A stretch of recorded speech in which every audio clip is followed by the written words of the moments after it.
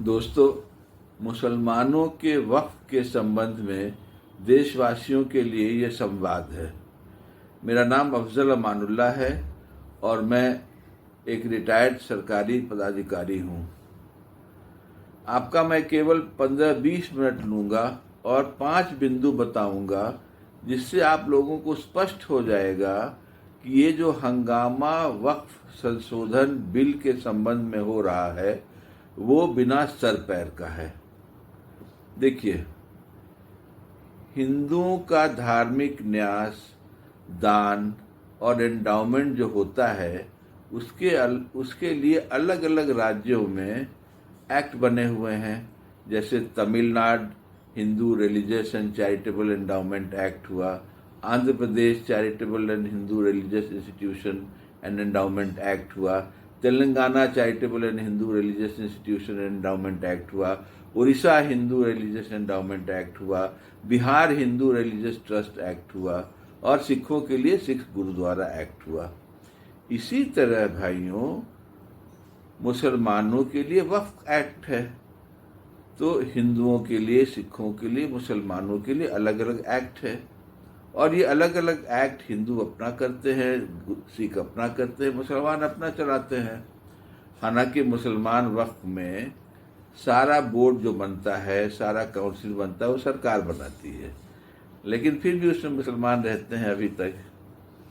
तो जैसे मुसलमानों को हिंदुओं या सिखों के धार्मिक ट्रस्ट एंडाउमेंट से कोई मतलब नहीं है, वैसे ही हिंदुओं को भी मुसलमानों के वक्फ से कोई मतलब होना नहीं चाहिए, है कि नहीं। लेकिन देशवासियों को आपस में लड़ाने और डराने के नाम पर वर्षों से ये कार्यक्रम चल रहा है। और अभी वक्फ एक्ट में जो संशोधन का जो बिल आया है उसके नाम पर हिंदुओं को बरगलाया जा रहा है। अब आप समझिए, वक्फ एक्ट से हिंदुओं का क्या लेना देना है, लेकिन बहुत सारा इसमें भ्रम पैदा किया गया है। उसमें आपको 5 हम बताएंगे अभी, जो आप समझिए। एक बात और पहले बता दें आपको, इस देश में यार 81% 81% हिंदू हैं और 14% मुसलमान हैं। तो फिर हिंदुओं को क्यों डराया जाता है कि मुसलमान कुछ कर देगा, कुछ कर देगा। ये सब डराने का है। सबसे पहले देखिए, जो गलत बयानी सरकार की तरफ से हुई है, वो कह रही है सरकार कि वक्फ की property 3rd largest land holding है इंडिया में। माने सारे वक्फ, हिंदुस्तान में जितना वक्फ है, 32 वक्फ बोर्ड के अंदर में ये आता है। तो सारे हिंदुस्तान के सभी राज्यों में वक्फ में इतनी जमीन है जो 3rd लार्जेस्ट है, तीसरा लार्जेस्ट लैंड का चंक है। 9.4 लाख सरकार एस्टिमेट करती है, जो कि सरकार के प्राइम मिनिस्टर के इकोनॉमिक अफेयर्स एडवाइजरी काउंसिल के चेयरमैन साहब ने बताया है। अभी कहाँ से 9 लाख का फिगर लाया है ये पता नहीं है। 9 लाख एकड़ का उन्होंने कोई सोर्स भी नहीं दिया है, लेकिन बोलते हैं कि अपना दिमाग से निकाल दिया 9 लाख एकड़, और कहते हैं कि डिफेंस मिनिस्ट्री और रेलवे मिनिस्ट्री के बाद ये 3rd लार्जेस्ट लैंड होल्डिंग है। अब सच्चर कमेटी जो बनी थी मुसलमानों के लिए, वो 6 लाख उसने कहा था एकड़ एस्टिमेट किया था 32 वक्फ बोर्ड के पास सारे हिंदुस्तान में। तो खैर 9 लाख हो जो सरकार बोली या 6 लाख हो जो सच्चर कमेटी बोली, इससे क्या फर्क पड़ता है। हम आपको सिर्फ ये बताएं कि झूठ कहाँ बोला जा रहा है कि डिफेंस और रेलवे के बाद से सबसे बड़ा जमीन का चंक मुसलमानों के वक्फ के में है। झूठ इसलिए पकड़ा जाता है कि सिर्फ 3 राज्यों का हम आपको बताते हैं। तमिलनाडु में हिंदुओं के ट्रस्ट का 4,78,000 एकड़ है, आंध्र प्रदेश में 4,65,000 एकड़ है, तिरुपति का जो आंध्र प्रदेश तमिलनाडु में 7,000 एकड़ है, और तेलंगाना का 87,235 एकड़ है। कुल मिलाकर के केवल 3 राज्य हिंदुस्तान के 10,37,358 एकड़ है उसमें। और यहाँ पर वक्फ का बोल रहे हैं, सरकार बोली है 9 लाख और सच्चर कमेटी बोलती है 6 लाख। 9 लाख भी मानिए तो ये 3rd लार्जेस्ट कैसे है। जबकि हिंदू रिलीजियस एंडाउमेंट में 3 ही स्टेट में 10 लाख से ज़्यादा एकड़ है कि नहीं? तो ये सरासर सरकार ने झूठ बोला है, और झूठ बोल करके बरगलारी के इतना सारा लैंड पड़ा हुआ है इन लोग के पास नहीं। अच्छा, दूसरा, ये मुसलमानों की अपनी ज़मीन है, अपने लोगों ने दिया है, खैर भूल जाइए। दूसरा, आप देखिए कि जब ये बिल पेश किया गया पार्लियामेंट में, तो हमारे मंत्री जी जो हैं अल्पसंख्यक कल्याण के, उन्होंने कहा कि हम इसमें बिल में औरतों को रिप्रेजेंटेशन दे रहे हैं। अब उनका झूठ उन्हीं किससे पकड़ा जाता है? उन्होंने लिख करके और ये ऑब्जेक्ट्स एंड रीजंस में दिया है कि हम लोग इंश्योर कर रहे हैं कि रिप्रेजेंटेशन ऑफ मुस्लिम विमेन हो, जेंडर ये हो।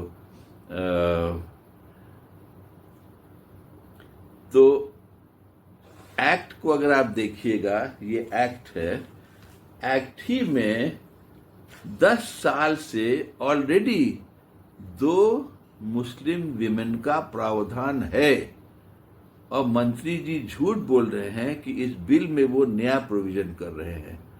अच्छा, इस एक्ट में जो लिखा हुआ है वो है कि कम से कम 2 औरतें रहेंगी, मुस्लिम औरतें, और ये जो ला रहे हैं वो केवल 2 कह रहे हैं। तो अभी जो एक्ट में है कम से कम 2, माने 2 से ज़्यादा भी सरकार ला सकती है, और ये जो अभी बिल ला रहे हैं वो केवल 2 पर कर रहे हैं। तो ये उल्टा ही हो गया ना, कि ये विमेन के अगेंस्ट में डिस्क्रिमिनेशन कर रहे हैं। और झूठ बोले मंत्री जी, क्यों झूठ बोले भाई पार्लियामेंट में, जबकि बिल में औरतों का है। आप कह रहे हैं कि हम औरतों का प्रोविजन अभी कर रहे हैं, ऑलरेडी आपके एक्ट में है 10 साल से 2 विमेन का। सेक्शन 9 में सेंट्रल वक्फ काउंसिल और सेक्शन 14 में वक्फ बोर्ड में at least 2 Muslim members shall be women, ये प्रावधान है। तो मंत्री जी को, या तो मंत्री जी माफी मांगे, क्षमा मांगे पूरे देश से और पार्लियामेंट से कि हमने गलत बोला है, और नहीं तो प्रिविलेज करें, एमपी लोग प्रिविलेज करें। तीसरा झूठ आप लोगों को सामने रखा गया है कि वक्फ बोर्ड जो है वो जमीन को ग्रैब कर रहा है, जमीन सबको ग्रैब कर रहा है, हड़प रहा है जमीन सबको, और वो कोई भी प्रॉपर्टी को वक्फ प्रॉपर्टी डिक्लेयर करके हड़प कर लेगा, और कोई अपील नहीं है। अब देखिए झूठ कितना है।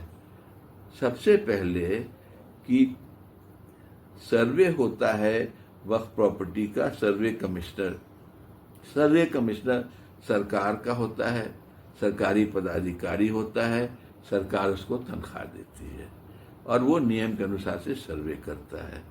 अगर वक्फ बोर्ड इंक्वायरी करता है कोई प्रॉपर्टी का कि हम वक्फ है कि नहीं, तो उसका भी नियम सरकार ने बनाया है, नोटिस होता है, सब कुछ होता है, उस जांच होती है, सब कुछ होती है। अगर वक्फ बोर्ड के फाइंडिंग से या आदेश से कोई आदमी को दिक्कत है तो वो ट्रिब्यूनल में अपील करता है। ट्रिब्यूनल में भी कौन है? जैसे वक्फ बोर्ड में सारे लोग सरकार भरती है उसमें, वैसे ही ट्रिब्यूनल में जज साहब हैं और 2 मेंबर्स हैं, वो भी सरकार भरती है उन लोग को, तो ट्रिब्यूनल में अपील कर सकता है। अगर ट्रिब्यूनल के अपील से वो ये है तो हाई कोर्ट जा सकता है, सुप्रीम कोर्ट जा सकता है। तो ये कैसे कहा जा रहा है कि लैंड ग्रैब हो रहा है, कोई भी प्रॉपर्टी वक्फ डिक्लेयर कर सकता है और कोई अपील नहीं होता है? ये एकदम झूठी बात। और ये एडवाइजरी काउंसिल जो है, इकोनॉमिक एडवाइजरी काउंसिल जो पीएम की है, उसके चेयरमैन साहब ने सरासर झूठ आप लोगों के सामने रखा है, सरकार के सामने रखा है। पता नहीं चमचागिरी की क्या हद है, इनकी हद है चमचागिरी की कि झूठ रख करके और खुलेआम झूठ बोला जा रहा है इस बिल के संबंध में। चौथी बात आपको बताएं हम कि कह रहे हैं कि हम लोग जो रिफॉर्म ला रहे हैं इस अमेंडमेंट के बिल से, वो लैंड माफिया को जो कंट्रोल करता है वक्फ को, वो लैंड माफिया को से निजात दिलाने के लिए, लैंड माफिया से मुक्ति दिलाने के लिए। लेकिन उनका झूठ फिर पकड़ा गया। इसी बिल में वो जो एक प्रोविज़न है रिगरस इम्प्रिजनमेंट का कि जो कोई ये गड़बड़ करता है तो उसको कैद बामुशक्क़त हो। तो अभी बिल में इन्होंने क्या किया है, सिंपल इम्प्रिजनमेंट, माने मामूली कैद का कर दिया है, रिगरस इम्प्रिजनमेंट हटा रहे हैं। क्यों भाई? फिर एक जगह प्रोविज़न है इम्प्रिजनमेंट विद फाइन, माने जेल के साथ साथ फाइन भी होगा। इन्होंने जेल को हटा दिया, खाली फाइन रख दिया है। अब आप बताइए कि लैंड माफिया को कंट्रोल कर रहे हैं या छूट दे रहे हैं? और तीसरा सबसे बड़ा बात है कि उन्होंने वक्फ प्रॉपर्टीज पर अभी तक जो एक्ट है, लिमिटेशन एक्ट लागू नहीं होता था कि जैसे 20 साल, 25 साल, 30 साल, 40 साल से भी अगर कोई हड़प लिया है और वो प्रूव हो जाता है कि वो वक्फ प्रॉपर्टी है, तो वो वक्फ प्रॉपर्टी वापस लिया जा सकता है अभी तक। लेकिन सरकार क्या कर रही है? सरकार लिमिटेशन एक्ट को लागू कर रही है, माने 10 साल 12 साल जो भी उसका पीरियड होगा, उसके बाद से आप प्रॉपर्टी नहीं अपनी वापस ले सकते हैं। जबरन उसका हो गया तो आप माफिया को तो आप प्रोत्साहन दे रहे हैं ना। सरकार प्रोत्साहन दे रही है माफिया को कि जहां जहां हड़पे हो मस्त रहो, अब तुमसे कोई नहीं छीनने वाला है। और पांचवी बात जो सबसे मजेदार है, जो आप लोग सबको बहुत मजा आएगा सुनने में, वो ये है कि इन लोगों ने, सरकार ने कहा है कि हम बोहरा और आगा खानीज के लिए अलग वक्फ बोर्ड बनाएंगे। अब बोहरा और आगा खानियों को शिया बोर्ड में आते हैं, उन लोग शिया माने जाते हैं। सुन्नी वक्फ बोर्ड है, शिया वक्फ बोर्ड है। तो भाई अलग अलग आप क्यों कर रहे हैं? मैंने इसका कोई तर्क नहीं दिया है सरकार ने, और मुसलमानों को डिवाइड करने के लिए कर रहे हैं। लेकिन जो हमने इसको स्टडी किया है वो ये पाया है कि ये जो इसका असल कारण ये है कि जो हमारे सबसे हिंदुस्तान के सबसे अमीर आदमी हैं मुकेश अंबानी, और दुनिया के शायद दूसरे या तीसरे अमीर आदमी हैं दुनिया के, उन्होंने अपना घर बनाया है बम्बई में। और वो घर भी लोग कहते हैं कि वो सबसे महंगा प्राइवेट घर है सारे विश्व में, सारे दुनिया में सबसे महंगा प्राइवेट घर बना है। और वो घर बना है आगा खान वक्फ प्रॉपर्टी के ऊपर, समझा? तो एक तो आगा खान वाला वक्फ अलग कर रहे हैं, और लिमिटेशन एक्ट आप सरकार ख़त्म कर रही है ताकि मुकेश अंबानी साहब का घर अब वापस नहीं लिया जा सकता है, तोड़ा नहीं जा सकता है। मामला कोर्ट में चल रहा है, तो उसको ख़त्म करने का पूरा हिसाब किताब कर लिया गया है। तो अंबानी साहब वही अंबानी साहब हैं जो 4000 करोड़ लोग बोलता है बेटा की शादी में किए थे।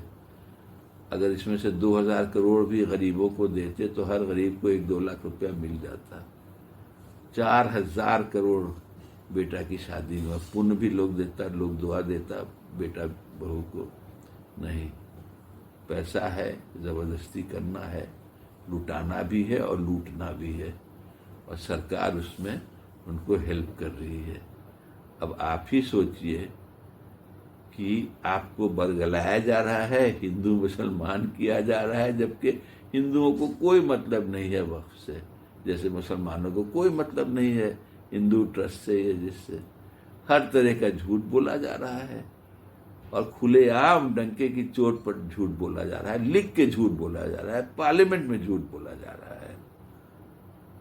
इस पर सोचिए, विचार करिए, और कुछ नहीं आपको करना है। हिंदू भाई बहनों को तो वक्फ एक्ट में होना है पास, नहीं होना है पास, आपको मतलब ही नहीं होना चाहिए। आप क्यों कहने कि वक्फ अच्छा अच्छा, आपको क्या मतलब ही नहीं आपको कोई? तो ये क्यों ऐसा किया जा रहा है, बरगलाया जा रहा है आपको? सोचिए। जय हिंद, सलाम।